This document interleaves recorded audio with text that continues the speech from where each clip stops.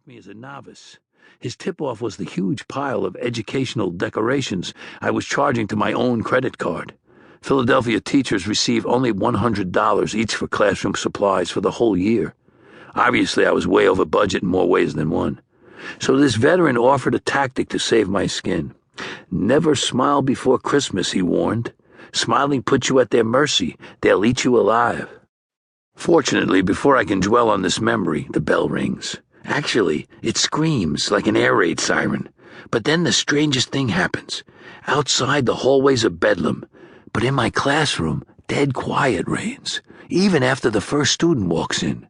She's small and neat, wearing jeans, a white t-shirt, and a plastic headband.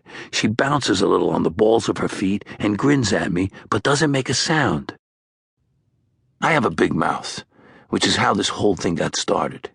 In 2007, I was 2 years into my dream job, hosting a live 1-hour TV talk show in New York City.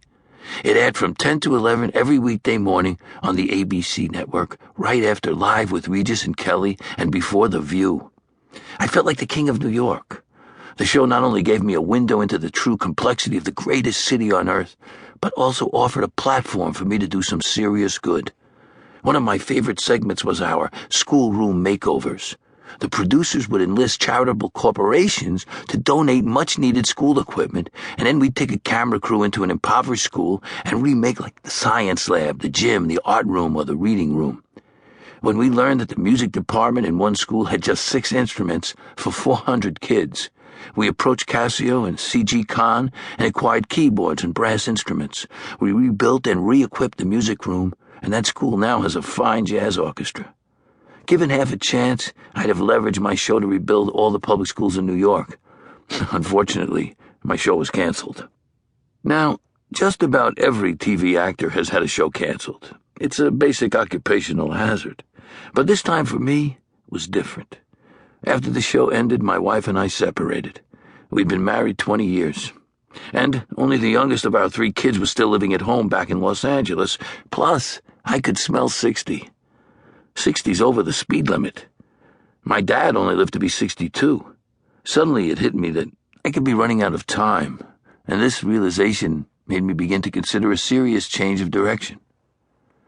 I thought about the reasons I'd been so proud of that talk show, and it occurred to me that when we made over all those schoolrooms, I wasn't only trying to address the problem of underfunded schools, but also reaching for a thread that ran all the way back to my own school days. My original career plan in college was to teach. I actually have a degree in history. After graduation, I got rerouted, first into boxing and then into acting. But it was no accident that my character on Who's the Boss ultimately became a teacher. I was still trying to live out my early vocational dream.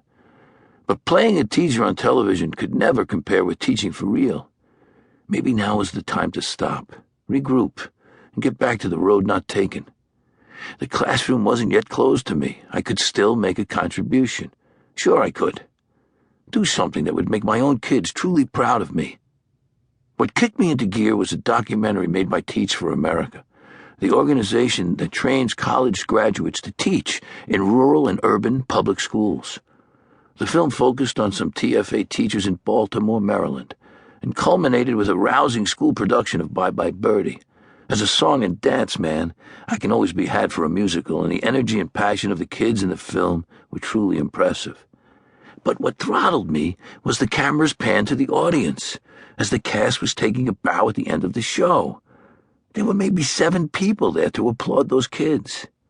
As a parent, I'd volunteered to help out on numerous theatrical productions with my own kids.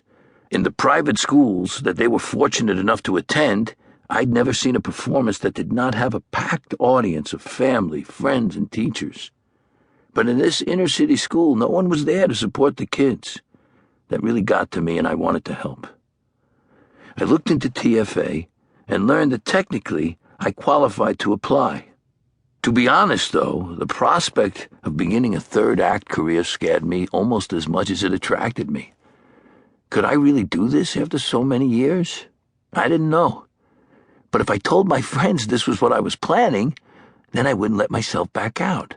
So I opened my big mouth. In New York, I mentioned my youthful dream to the executive producer.